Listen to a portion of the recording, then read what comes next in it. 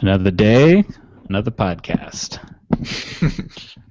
It's been something like 5-6 months since we rebranded the podcast and no longer actually play the music live, and it's still strange to me. It's still something that I just. It's still a little strange to me too. Dave So you has guys no done? opinion on that. Want to go? Ready to leave? I'm pretty excited about the 200th episode extravaganza that we're doing. It's an extravaganza now? Yeah, it's going to be an extravaganza. Did you not get the? Tell everybody. Okay, so maybe this is a good point to announce what we're talking about. So go ahead. We're going to have we're inching up on our 200th episode, which I know we can't believe it either. But we are. We're going to have our Sean's 200th wife can. episode. She can. Was that the 100th episode? I think it was the years. It was like 3 or 4 years, however long it's been. 3 years? She said yes. You said, can you believe it's been 3 years? And she just said yes. Totally deadpan, too. It was awesome. So we're coming up on our 200th episode, and we thought it would be really cool to do something special for that episode. So first of all, it's going to be nighttime. It's going to be prime time, like we do the Ask Us Anythings, so that we can have an audience and everybody in the live audience gets a car. You get a car. You get a car. You get a car. Good. I need a car. Nobody will actually receive cars. So that will be awesome, and interaction, it should be high. That'll be fun. Dave might have his Diet Coke, and Johnny might have his White Russian. I might have my something. I don't think any of those things are going to happen. But we will also be having a giveaway. We're going to give away a few cool prizes, and it should just be fun. It's a different kind of show than we've done so before. What is our giveaway? And I'll just pretend like I know what it is and I'm prompting you rather than not having any clue. A book cover at 99 Designs. Oh, that's right. I did know that. It's too early to spontaneously discuss it, but yeah. So that'll be fun. But anyway, I'm looking forward to that just because it'll be different. I like the tonal change of having it at nighttime. I know there was a while there where Dave really wanted us to do it at nighttime as a regular thing, and I was like nah, and Johnny was like, fuck that. It got beaten down until all hope died. Yeah, if Dave starts using his NutriBullet every day, I think we'll consider the nighttime show. No. Neither of those are going to happen. Let's be real. All right. So anyone have something cool? Somebody else go first. Yeah. I mention the summit first, or should I just pretend that I'm not a total whore? SmarterArtistSummit.com. Get your tickets. They're running out. Okay, go, Dave. Well, I wrote about it on my blog, but I did a movie review of The Boy, a horror movie that's out right now, and it's not doing great in the theaters. And it's one of those things where, like, I did happen to see its Rotten Tomato score today. Was it good or bad? No, it's like 13. Wow. So I really feel like I'm going on a limb here by saying I like it. Do you want to mention other movies that you may have liked recently that may have been widely shit upon? The Fountain? No. Fountain was great. Upstream Color? I don't know. Audiences liked it a lot better than critics, though. So. Yes. Well, okay. So The Boy is a horror movie, but it's like a nice slow burn, quiet movie about a woman that 22% that goes to take care of a boy, but the boy turns out to be a doll, and it's just really creepy, and it has a great twist, and it's one that I did not see coming. I've since heard from people that say that other movies have used this twist, but I hadn't seen any of those movies, so I don't know, and I don't really care. I liked it for what it was in the theater. It was awesome. I thought it was an intelligently made movie, and maybe that's why it's getting low scores, because it's too good for people. That's probably what it is. I think that's a safe assumption. I'm sure that's what it is. People don't appreciate art, and fuck them. I did hear from Dave yesterday what this twist actually is, and it does sound cool. And I think I will watch it with Haley when it comes home. I mean, I won't take her to the movie. I don't take her to see 22%. If it's in a dollar theater when I'm there, we'll go together. I'd see it in the dollar theater. I'd love to see your face when the twist is revealed. The dollar theater has not had great things in the last few weeks, and I'm disappointed, or at least great things that we could see as a family. Although now the intern is like the best thing that's playing there, and I'm actually contemplating going this weekend. I don't even know what that is. It's with Robert De Niro, he's an intern at a company, like because he's old. Get it? He's old. But secretly, I think he's like the CEO or something. I don't know. But it's and it's got Anne Hathaway, and it's Nancy Meyers, and I like Nancy Meyers, so maybe, I don't know. It sounds like a great movie. Well, it's literally the best thing. Listen to him sell it. Well, actually, the Dollar Theater has The Martian, but we've already seen that, and Peanuts, and we've already seen that, and everything else is either crappy or something we can't see as a family. So yeah. So is that your something cool? No. My something cool. Well, okay. So I know I'm late to the party on this one, but have either of you guys seen John Wick? Yes. No. Okay, so Johnny won't watch. I was waiting for you to say being late to the party on something else, and I was going to call you a son of a bitch. You'll see why in a minute. So yeah, Johnny won't see this. It breaks one of his rules, like Yes. right away. Okay, and that was what I was thinking when I watched it yesterday. But I I love the way they broke Johnny's rule there, because I think it sets it up perfectly. Could this conversation be more obtuse? Nobody knows what you're talking about. Well, if we start talking about it in chat, it could be. Dave, you have that a breaks good Audra's rule. Yeah, you have a good radar for this, Dave. Is this a spoiler? It happens really early in the movie. I think you can. I don't think anybody that wanted to see John Wick is probably already seen it. If not, then this is a very minor thing, because I think it's even mentioned in the previews. Yeah. Okay. So this is a movie that we had ordered on Netflix, and it came in the mail. And it sat around for like 2 weeks before I put it back in the mail without ever watching it, because I kept hearing how just over the top violent it was. And Cindy probably wouldn't want to watch it, so I just popped it back in the mail. But then last night, Ethan had basketball and Haley had debate, so I had the house to myself, and it was on HBO Go. So I'm like, oh, John, I'm gonna watch John Wick.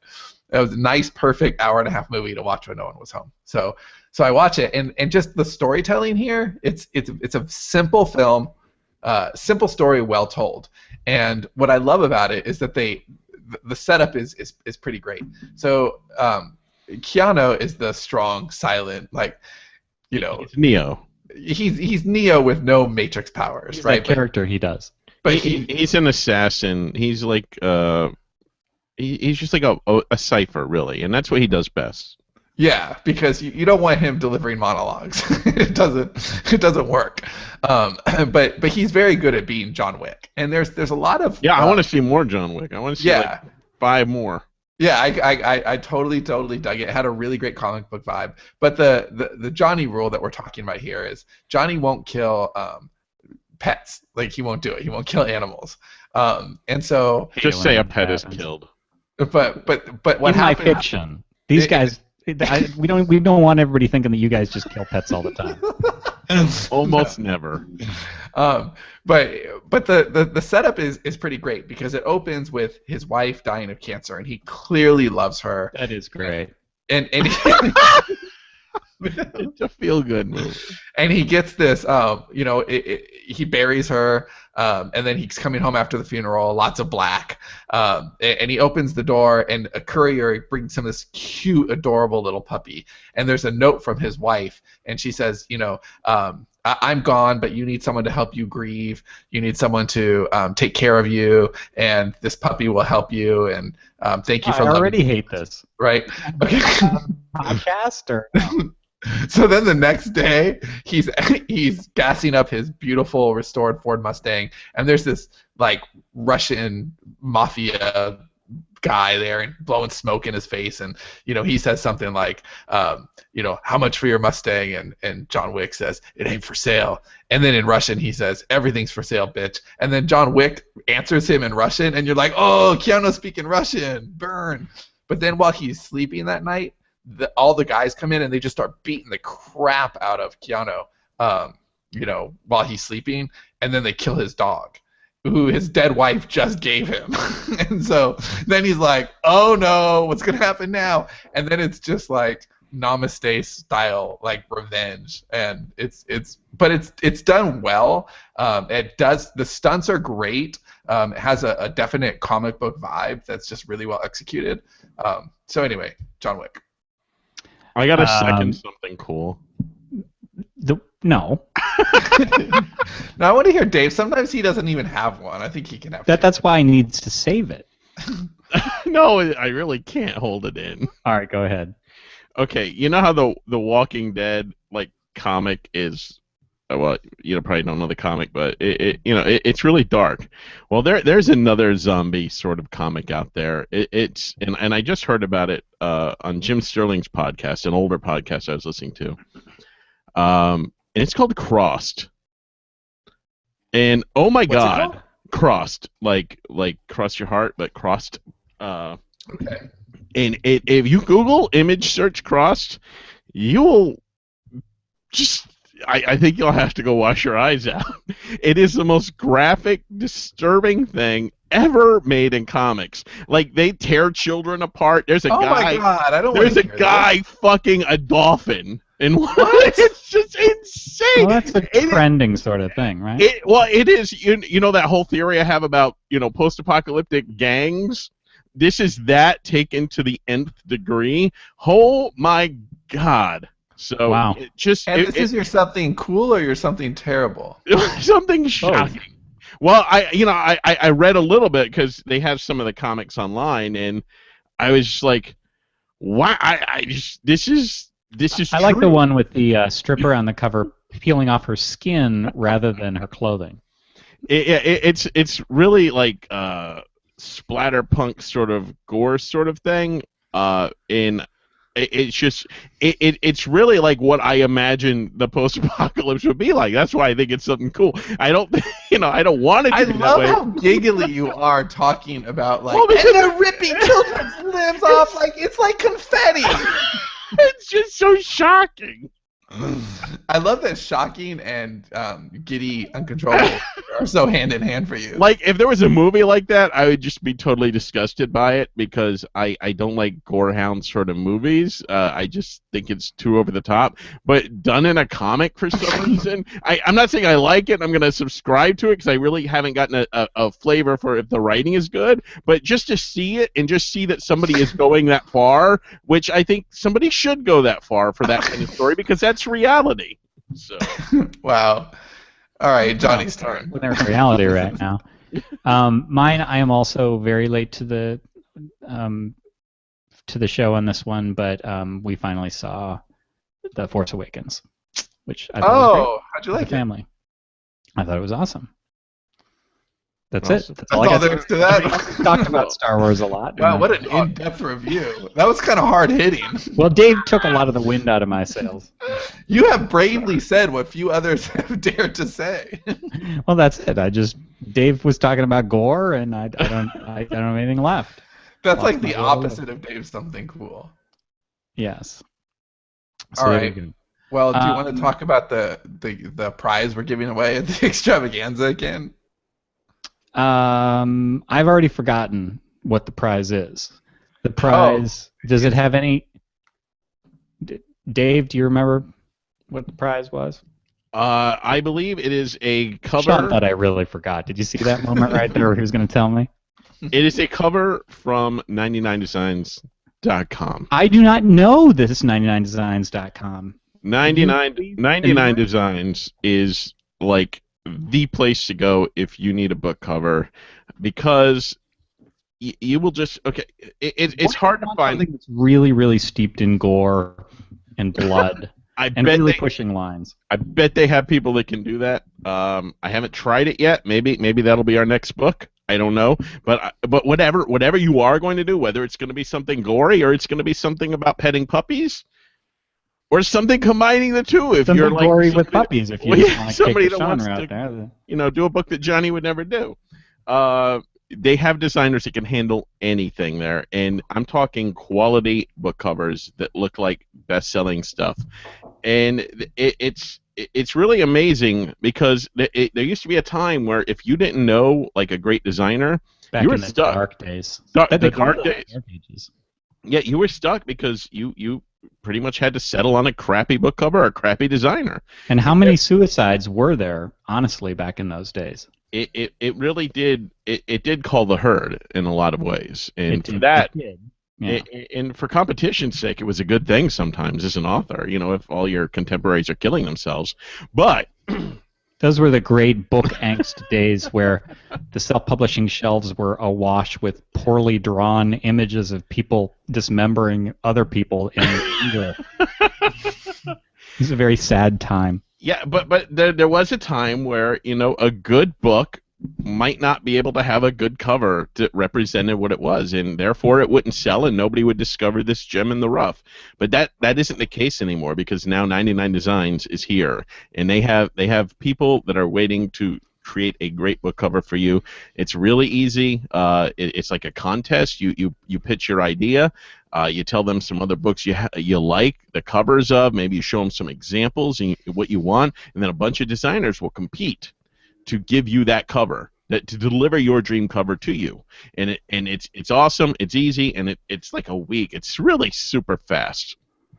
So start your custom design today at 99designs.com/SPP, and use that link, and you'll get the free Power Pack upgrade valued at $99, which gets you more designer time and attention. So 99designs.com/SPP. And did you guys notice lately that recently that our 99 Designs contact changed? And yeah, I have a feeling she pretended that she was moving on, but this is the person who brought us in, and I'm pretty sure she finally got fired for it. Do you think that our new contact is going to be scrutinizing these in the? Yeah, this is probably doing a good job, and she's going to run across. Probably just heard the last 99 Designs ad. Do you want to say -2? Do you think we have this one and maybe one more, and before we finally get canned? They may do a cease and desist, really. Please stop representing your company. It's pretty much 0% chance that we're going to get it renewed. However, I'm just putting this out there, guys. What do you think? How awesome would it be if, after they're no longer sponsoring us, we still stop the show midway through and talk about 99 Designs just for shits and grins? They'll sue us. Don't give them that idea. They're only going to get this star treatment if they give us money. I mean, come on. All right, so today's topic is, hold on, we're going to talk about writing to the market versus writing to your muse, and I think that the spoiler on this may be pretty quickly, but I think that's a bit of a false dichotomy, if not a total false dichotomy, as we got a question. So here's the question, I'll just read it, and I think this will make for a good show topic. So the question is, could you address writing to the market versus writing to what is true to you as the writer? Often a story can go one way or the other, i.e. what I think the audience wants to buy/read versus the best storyline. Could you just talk about this, pros and cons? Actually, I see this as two topics, and let's make sure to hit them both. But I actually, when I heard writing to the market versus writing to your muse, I thought like the big topic. Should you write that? This is an extreme example. The painful literary memoir or the action adventure book, right? Like that would be the market versus the muse, maybe in an extreme case. But actually, the question sort of has within a story, right? Like, so should you? It's like test marketing a movie and then saying the audience hated it, and do you change it? So those are both interesting concerns, and I have things to say about both of them. So. Yeah, I think that our best example in-house it would probably be Invasion, because of a book that was written to market, where we trade ourselves. Right. Yeah, this was, and it's interesting. As of today, just a couple hours ago, the Judgment Beats are finally finished, and that's the 5th book in this series. And we've had a lot of conversations lately about shifting the tone a little bit of this book as we go into the fifth book, which is really this topic exactly, because Invasion was a pre-optimized book. Like, it was written to the market in a lot of ways. Now, we certainly, kept with our style and did our own, very Realm and Sands things when we're, articulating the story, but we also wanted it to sell. So from the very premise to the cover, to the narrative construct of the first book, which was designed with very short chapters to kind of push readers through. That was very much written to market. And now that we're going into the fifth book, we feel like we've earned a bit of leeway where we can tell a truer story that's closer to what we would want to tell. Now, having said that, Invasion isn't in any way a story that we wouldn't want to tell. We picked that off of a shelf of ideas that we had that were kind of in the story garden, and it was something we wanted to tell anyway. But if you look at Invasion, this is a pretty good example. I was reading reviews of Invasion the other day on audio because Contact is about to come out. So I was looking at Invasion reviews. And Contact is the second book, and it's already been out for a long time, but now the audio is coming out. I think, is it next week? No, it's... Oh, you'd think we'd know that. I actually don't have it in front of me. Okay, well, it's soon, and Contact is coming out soon, and I was just curious that I was looking at the Audible Invasion reviews. And Invasion is very much a 4-star book.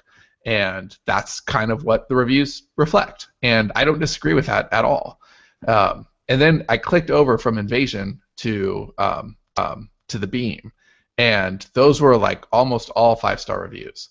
And I agree with those too. I think the Beam is substantially better than Invasion. And that doesn't mean that I don't like Invasion or I don't think Invasion is great for what it is, but it's definitely more written to market, where the Beam was just the deepest, grandest sci-fi story that we knew how to tell. And it took a lot more time, and we weren't focused on what the market would think. We weren't focused on naming it something that was people were looking for. People are looking for alien invasion stories. They're not looking for future internet stories, at least not the way we constructed it. So those are two different examples of that. And now Invasion was written very much like, okay, how do we write a page turner that's going to do really well in the market? But now, finding ourselves at the 5th book in the series, we're thinking, now how can we take this audience and both continue to serve them and really tell the story that we want to be bigger and better, that's kind of in our heart? Yes. So I think that the reason I said that it's a false dichotomy is because you write your story your way. So I'm trying to think of a really good example. I mean, Sean just talked about Invasion, but there are, I don't know how to describe it. It's like the when you're in tune with your truest audience, I feel like a lot of the decisions that you might make to write to that audience are the decisions that we would make anyway. I don't think we would ever write a book where it's purely to market. And I think that goes for all three of us. I don't think, when I say purely, I mean devoid of. I don't think any of us have that in us. Right. So just to take an extreme example, let's say okay, so I'm just taking the most extreme example. Like tentacle porn is hot, you know what I mean? So let's write tentacle porn. I have no interest in it, but let's write it. To be fair, Dave's diary reads like tentacle porn. That's probably true. Or to take something that's maybe a little bit more relatable to what we're talking about. If a book about killing puppies was really popular, and that broke all my rules, but I'm like, well, I'm just going to do it because the audience what, they're clamoring for more puppy killing. Would you write a book called Puppy Killer for $1 million? I don't know that. Well, probably. I would too. I would, to be fair. Would I be allowed to make it awesome? Right. Would I be allowed to tweak it? Like, would I have somebody micromanaging over my shoulder? There has to be at least one puppy dead in it. I mean, I think that there's. It could be a puppy that kills. That's true. Oh, what if Puppy Killer Killer? puppy. Yeah, it's a killer puppy, so it's the Puppy Killer. All right. Sorry. Go ahead. It gets revenge on people that abuse their dogs. It goes after Michael Vick. Wow. Someone's gonna bitch about that. I guess my point is that a book it's not. That's at CC Bulger. Books are long, and there's a lot that can happen in a book. And I guess it's just kind of hard to think of, like, it's hard to just purely say I'm going to avoid everything that might be personally interesting to me, or an artistic challenge, or true to my muse, or however you want to put it, and I'm going to purely write this one thing that I don't want to do. There's just too much divergence that can happen where, in Dave's example, while you're writing about the sunshiny rainbows, like, who's to say that a bus doesn't run over a kid or something? Like, anything can happen. Yes. What would... I don't know how to say more. Somebody take the mic from... I don't even think it really is writing to market so much as just writing to a different audience, really.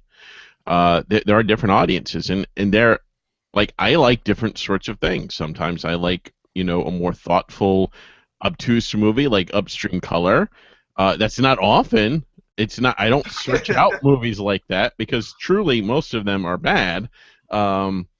But every now and then I like something like that, and a lot of times, I like a good popcorn flick, something that entertains me and John Wick. Doesn't really challenge. Yeah, John Wick is a great example. I just want to watch somebody kill some motherfuckers that deserve it. So yeah, it's just writing to different audiences, I think, and I don't think you have to make a choice. I mean, you have to make a choice with a specific book, but not within your career. You could choose if you want to write, you want to write something more mainstream, write it. If you want to write something that, is just okay, like for our stuff, I would say 12. I mean, I could picture 12 being a mainstream thing, but at the same time, it's not the usual stuff for our audience. That way, though. No. Yeah.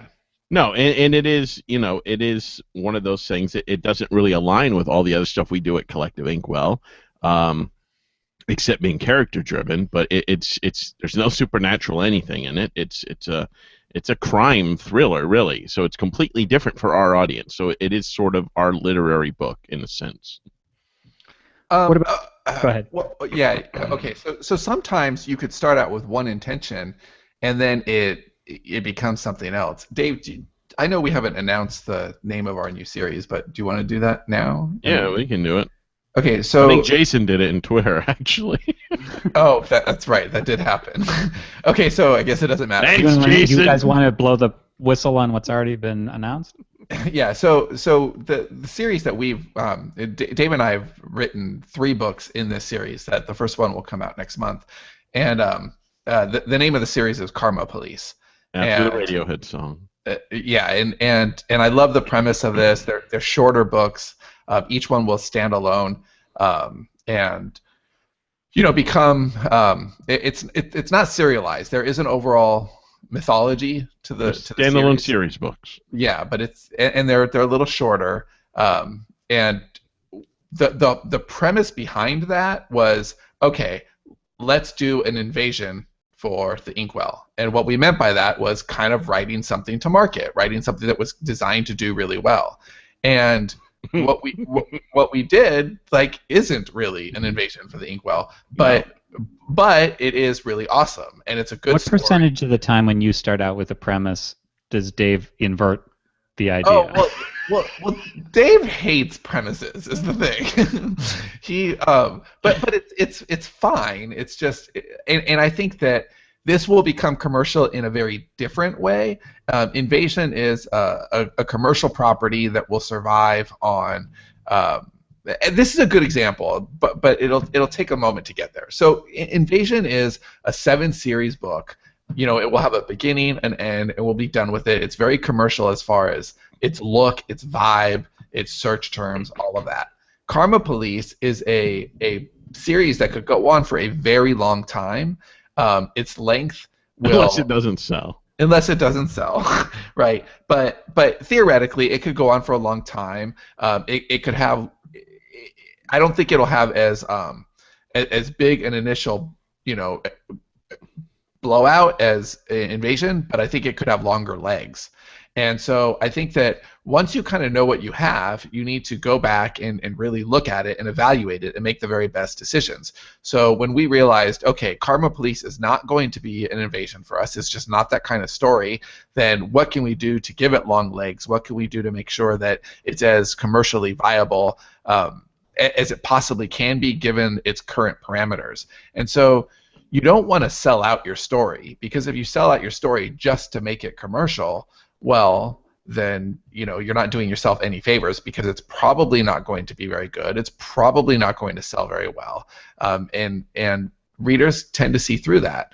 Now, the way that Dave and I work is very specific to the story, and the story that needs to be told is the story that needs to be told.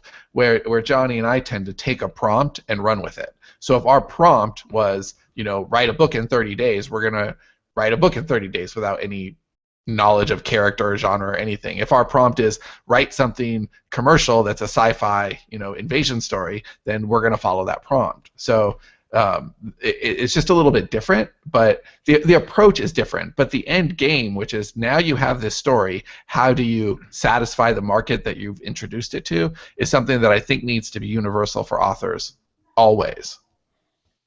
I think the way that I might position this, because we're sort of riding the fence, like we're sort of saying that it is a false dichotomy, and in that way, the question. But I think the way that I would put this is that there are two ways you can think of, like, what is your muse or what is your higher thing that you want to write about. And one is sort of without restrictions. So you'd say, well, what do I want to write? Like, with, that's it. That's the only question. What do I want to write? And then the answer might be, well, I want to write a coming-of-age piece that takes place in the turn of the century, blah, blah, blah. And then if you say, well, what if you write an alien invasion? Then that's maybe a case of market versus your muse.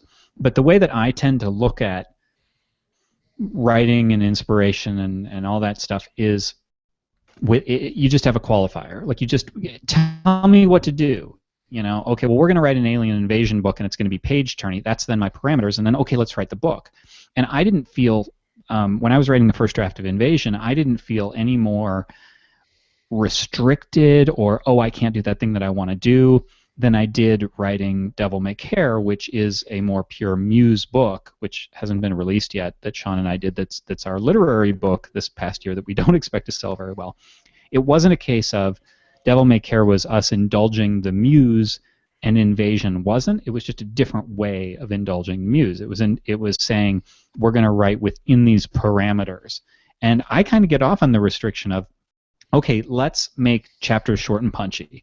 Let's make dialogue punchy. Let's keep action, top of the list. Let's have several nested cliffhangers and all that stuff. Like, those are just part of the art to me. It doesn't change. It isn't a selling out. It's just a different way of positioning a book, if that makes any sense. Yeah, and I think the difference between us and maybe somebody else that might not enjoy those sorts of books, I mean, we like that kind of stuff too, in addition to the things that we like.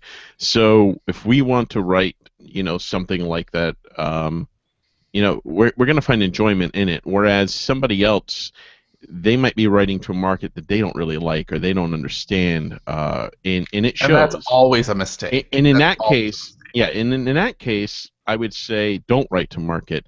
If you don't enjoy the stuff, don't write it. Don't attempt to, because people will see through it, and you're more likely to have a success if you write to your muse, because even if it has a smaller audience, people that do read it will know that, wow, this is something that you really love, and maybe that will catch on. It'll spread like a wildfire.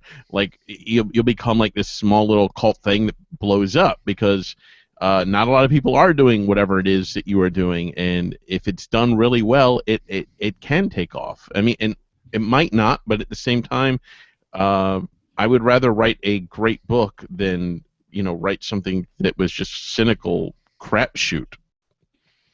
Yeah, because it's really hard if you're not connecting with your reader, then you're not going to have repeat buyers. There's too much competition there, and you're not going to connect with your reader if you're not being genuine. If you're not into the story that you're telling and you're just telling it to market. I'm not saying you can't sell stuff, because I know there's people who have sold plenty and they don't really care about what they're writing and they don't really care about their readers. But I don't feel like those are people who are building sustainable careers with devout readers. And I think that's what you want. If you're in this for the long haul, then like Dave said, you can't be cynical about it. You have to truly care about what you're writing, and you have to really truly care about the people who are reading your work. What about the idea of within a storyline? So this is I sort of view this as the test audience question of like, well, you may think that the market wants you to the aliens to invade the city, but your muse says that this other thing. I'll answer briefly first is that I think that you always have to listen to the narrative and you always have to listen to the book. Like once you're in the book, it wouldn't, to me, be a question of what does the market want versus what does your muse say. For me, that's a question of what is natural to the story and what would the characters do versus something artificial because somebody has decided and told you that that's what the market wants. But I don't think the market wants something that's tacked on and phony. Like if you're going in one direction and it's logical to go this way and your character's motivations are sending something this way, that's the way I'm going to go whether it feels quote unquote commercial or not. That's just where I'm going.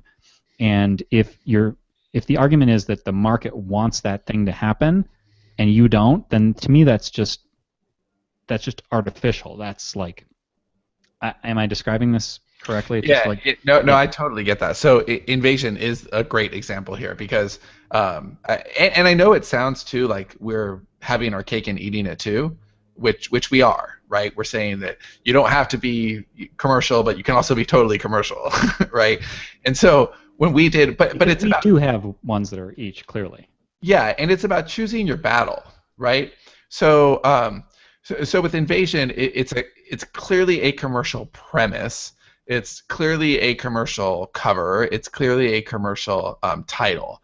But within that, we didn't want to tell the same story that everybody else has told. There's a lot of alien invasion stories, and they all take place with the aliens invading and then the humans dealing with that. And we wanted to tell like a pre-story, like what happens before they get here. If we knew they were coming, and spoiler alert, if you haven't read Invasion, the invasion really takes place later. Like there's no invasion in Invasion. Yeah, Invasion is about, we know as a population, we know that these ships are coming, and we flip the fuck out.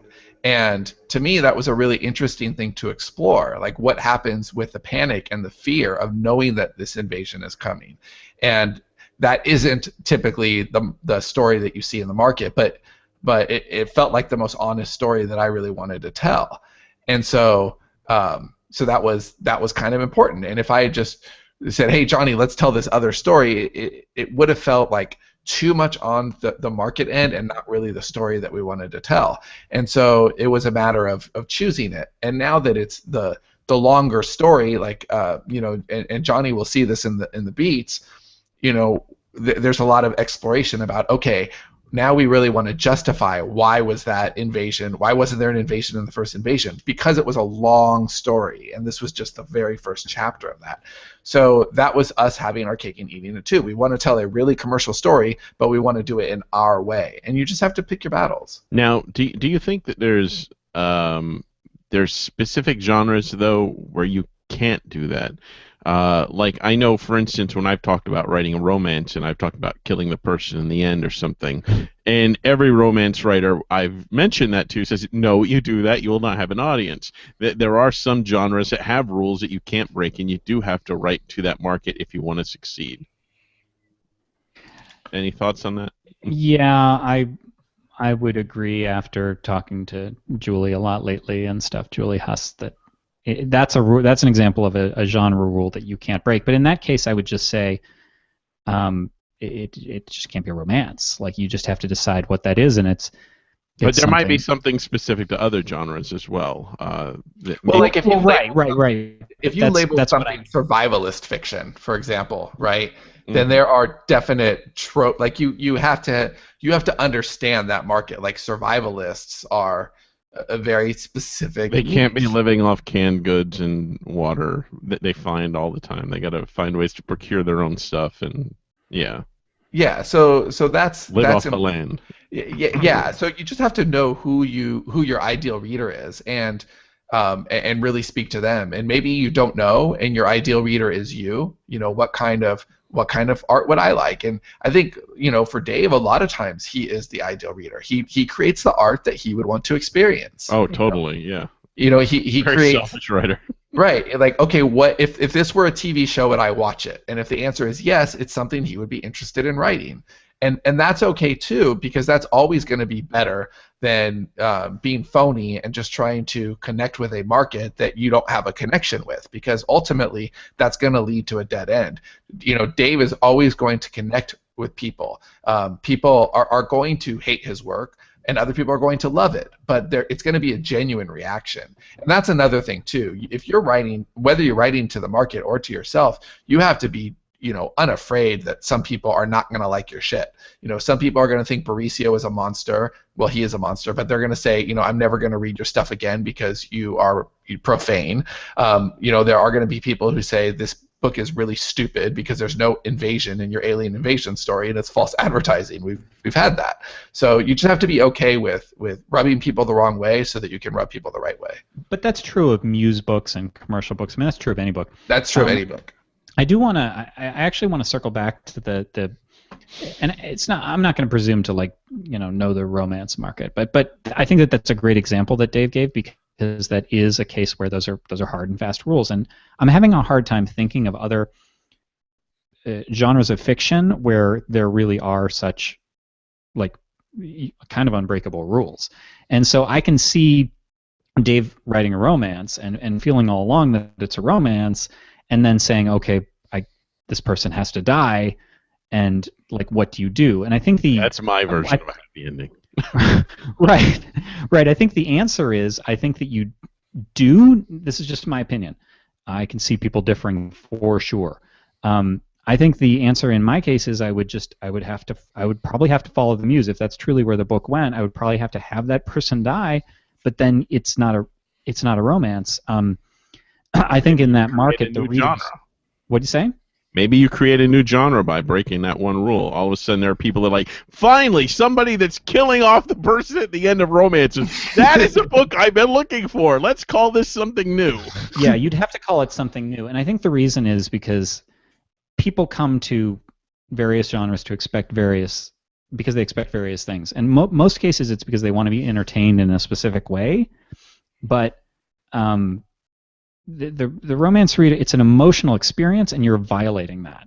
And I think that that's probably the reason why that particular example, I think you really need to draw a line. And if there's an emotional investment, and that's why they have chosen that book, because they want to experience a certain emotion that they have come to expect from a book that is called romance, and then you violate it, I think it's kind of deceptive in a different way, and that in that case I would think you'd need to make a decision, and in my case I would make the decision to go ahead and follow it and then just not call it romance.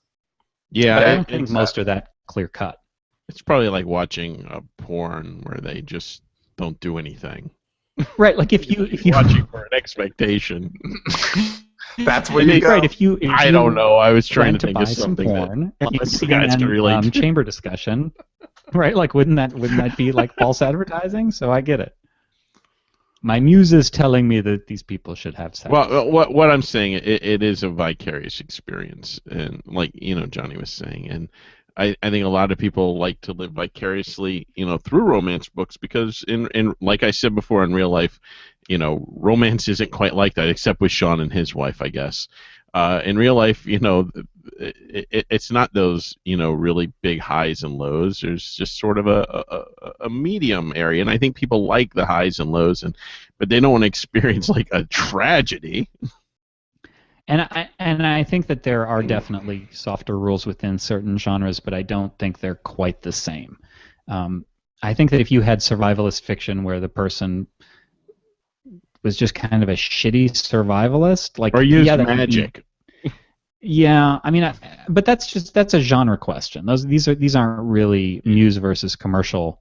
Although in the case of the romance, it would be. I could see for sure, if you're a romance author and that's your next big book and that's a lucrative genre for people who have succeeded in it, I can see that being a market versus commercialism decision. But I don't know, individual. It's hard to answer this question without saying it depends. Do we want to talk about how to write to the market? Is that something that we should cover as part of this discussion? Well, what do you mean by that, though? Well, exactly. Is this the least satisfying show ever because we can't even decide on the terms? No, that's the worst show ever. That's true. That's next. Stay tuned. Well, no, because I think that is the answer. I think that it isn't either or. I don't think there's a lot of stuff in life that is either or. I think that you need to create work that has long-lasting value and resonates with audiences. You have to dig deep, and that means that you can't just start a project and know the answers ahead of time. You have to get into the project and see what it is, and determine on its own value where to go. So we had some general ideas for both Karma Police and Invasion on where we wanted to go and where we wanted to take those stories, and then as they've unfolded, we've listened to the characters and we've listened to the narrative, and we've made and our own ambitions and goals and where we want our careers to go. It's all soup. It all affects everything else, and so it's not either or. We're in the 5th book in the Invasion series, and we're making different decisions now than we did in the 1st, 2nd, and 3rd and 4th books, right? Because now we know the story better, we know the characters better, but we also know the market better. We know what people have liked, what they haven't liked, and it's just. And I think that that's maybe a good point to make. Is I think that writing to the market does blur a little bit with listening to your fans, and listening to your fans is not a black and white thing either, because it's not a case of listening to your fans is betraying your vision. It's more like I want to write books that people enjoy, and that means sometimes setting aside what I might have thought I would do, because my goal is not to write this specific book with this specific trajectory necessarily. It's to write a book that people enjoy. So Invasion's actually a really good example, because the first book was super, super page-turny, and then we wrote Contact, which is book 2, and it was a little less page-turny. Like, it was a little more, there was kind of some philosophical side discussions or whatever, and by the end of Contact, like the aliens, here's another spoiler, the aliens you don't actually see the aliens, you don't actually see them until the end of Contact, so it's actually end of the 2nd book. So by then we were like, okay, people are going to kill us if we don't have some aliens. So colonization was like, you wanted aliens? It was an alien pinata. Like, the first chapter, they hit it, and the aliens just spill out everywhere. Well, I like that you title the first 2 books by the thing that happens in the last page. Well, that did not escape our attention. But technically there was an invasion. Invasion was just at the just at the end, and technically there was Contact and Contact. It was at the end.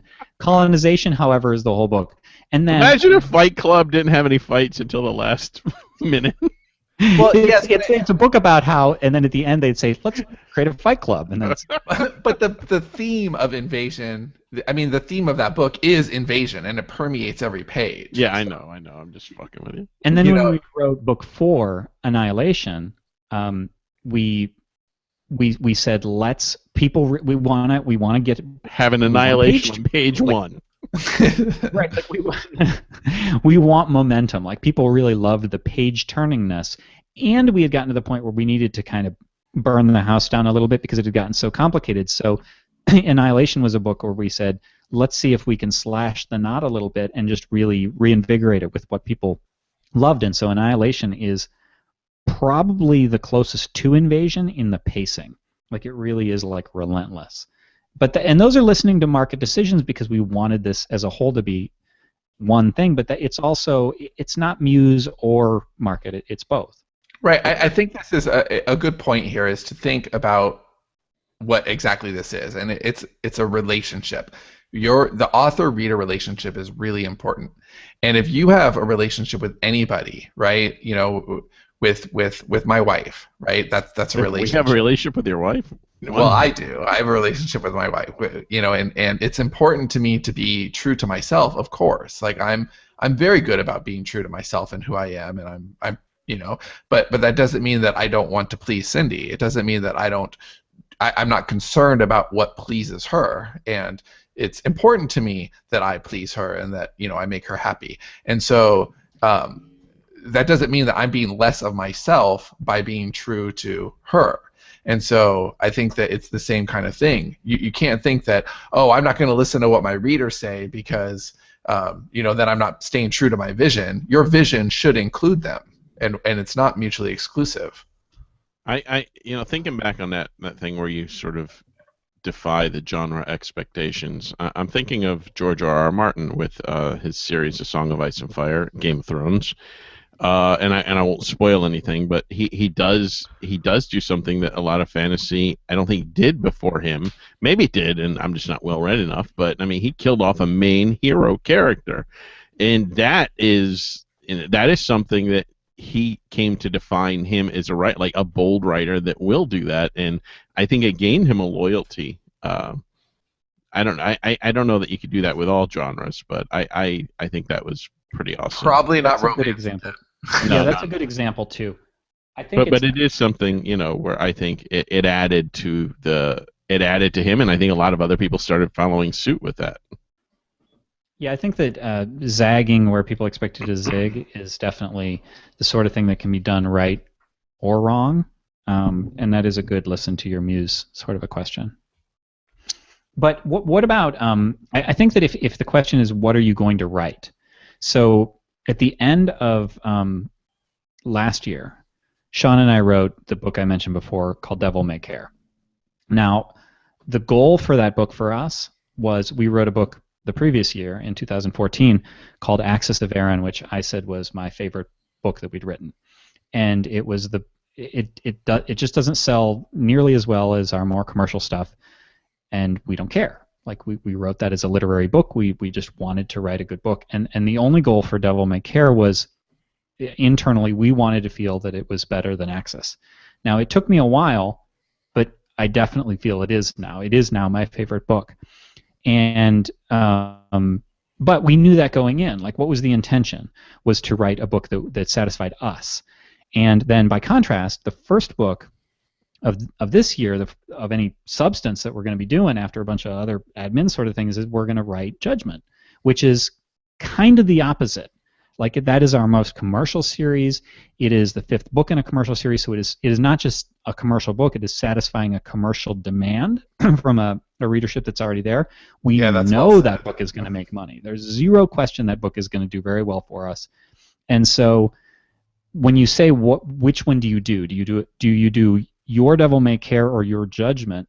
And the answer for us is we just balance. Like we've said a few times that we buy time to do those passion projects by doing the commercial projects for the rest of the year.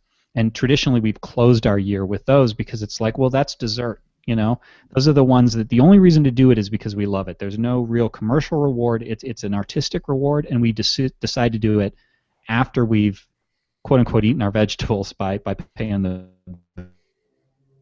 the bills. Again, not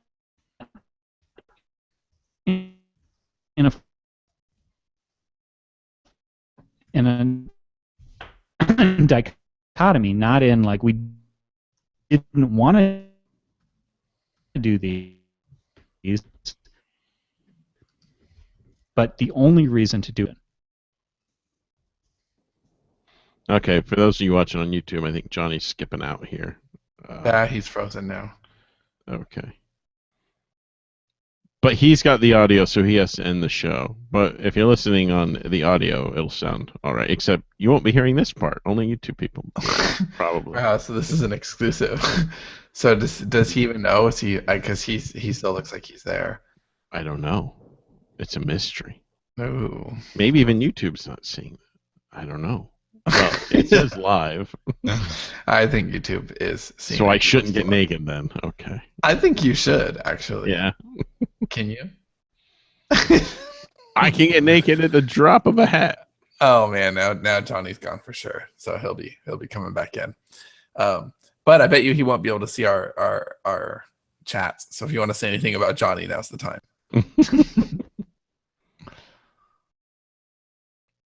And now we wait. Stupid Hello, Google. So I've stopped the actual. You're gone again. Yeah, you're still this frozen. after doing a long long thing, live, uncensored. But can you hear me? Now Now we it's can. skipping though. Yeah, it's We're skipping still live back. on YouTube. So end the show. Okay, but you can actually. It's terrible. It's skipping really terribly. So am I okay? No, Why can't I No. leave yet? no, you're not okay. Leave. Close it Can't out. I move yet? End this travesty. Why am I still fucking? Wow. Cylons have invaded Ohio. We got to come up with something else other than YouTube. Really, this is just. Yeah, and we don't even benefit from the comments anymore. We should just be doing it on Skype. It's better than this. Or Oh, check Skype into wouldn't that. work for me Yes, today. no, yes, no. Yeah. Okay. Kind This is of. live. This is so frustrating because there's like 5 minutes left, if that.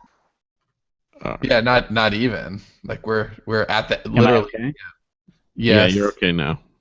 Okay, so I just, on the audio, and I know all the YouTube people are getting the bonus material now, I just told the Devil May Care story about how the only reason to do that is because it's a passion project and we buy the time to do it all Right, year. we got that. Yeah, we heard almost all of that. You Okay, just so skipped that out I at the just end. finished it. Like that's just somebody pick up, after that. I just told the whole story about how you can then to dessert. Okay, I'll pick up. It really is just like movies and actors. They'll take the role that they know will do pretty well, like the big summer blockbuster, and that will help fund the projects where maybe they don't get paid as much, like the little indie films that wouldn't be made if they didn't take that pay decrease. And I think it really is the same sort of thing. You're just balancing all of your stuff and being able to write everything. And it's not cynical because you also enjoy writing, the big Right. blockbuster sort of thing. You're not in it just to try and cash out. Otherwise, you'd probably be going to a completely different genre altogether. Yeah, it's like one of my very favorite Tom Cruise roles is in Magnolia, right? He's Love Frank T.J. Mackey, right? Great role, and this was pre-couch jumping Tom Cruise, so he was arguably the biggest movie star in the world when he took that, and he couldn't have been paid more than like 94 pesos relatively for Magnolia compared to Mission Impossible money, right? But whatever, he did it because he wanted to express himself in that way, and I think that as artists we can absolutely do that. We just have to know what we're doing when we're doing it, because it's the accidents that lead to frustration. When you are doing something because you don't know why you're doing it, and then your expectations aren't in alignment with reality, that's going to lead to disappointment. But if you know that, okay, this is my commercial project, this is not, I'm writing to market now I'm writing to my muse, and try to get them together as often as you can, I think that's the way to go. All right, so this will be the end of this episode. I think that we answered the hell out of that question that was sent in. Ask us a question, we'll do a whole show on it. So thanks for listening to the Self Publishing Podcast. I'll just remind you guys that the Smarter Artist Summit is quickly approaching. It's now about 2 months away. And that's from recording time. So when you get this, it's less than 2 months away. And so if you want to get in on that, time to book. Basically, you're going to need a plane ticket and all that stuff, and so make your schedules if you want to attend. So it's smarterartistsummit.com. You can see we have 7 speakers plus us. It's going to be a hell of an event. Really looking forward to just connecting with people and getting to know everybody in person that we've talked to a lot. I know we have people flying from, like Jan is flying from Germany. That'll be cool. That's so awesome. And our speakers flying from the UK, a few of them. So, Hey, I'm driving. And from Dave's Florida. driving from Florida. Yeah, that I may wasn't be gonna the let that biggest go. coup of all. And he's going to be away from his set that he pretends is a home for like a week. It's going to be nuts. So smarterartistsummit.com. Time and tickets are out. So if you want to get, other than that, we will see you next week. Thanks, everybody. Bye. Bye.